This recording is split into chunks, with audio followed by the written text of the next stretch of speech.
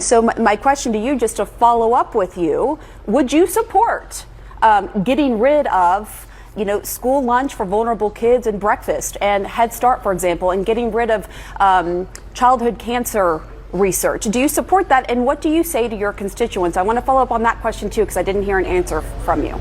When you talk about school lunches, hey, I worked my way through high school. I don't know about you, but I worked since I was, before I was even 13 years old. I was picking berries in the fields before we had child labor laws that precluded that. I was a paper boy.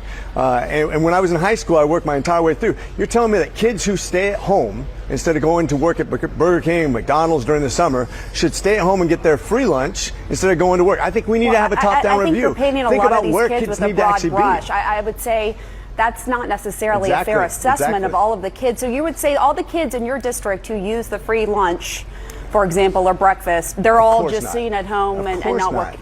Okay, I just want to clarify because that seems like what you were trying to insinuate. This gives us a chance. This gives us a chance, though, to see where is the money really being spent.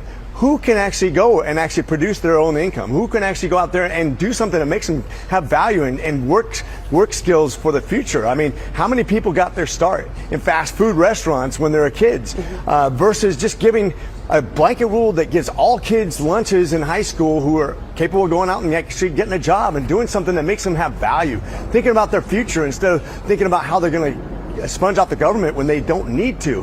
But a lot of these kids aren't even of working age. They're young kids, and as you well know, and also some of the kids at Head Start, they're 5 and under.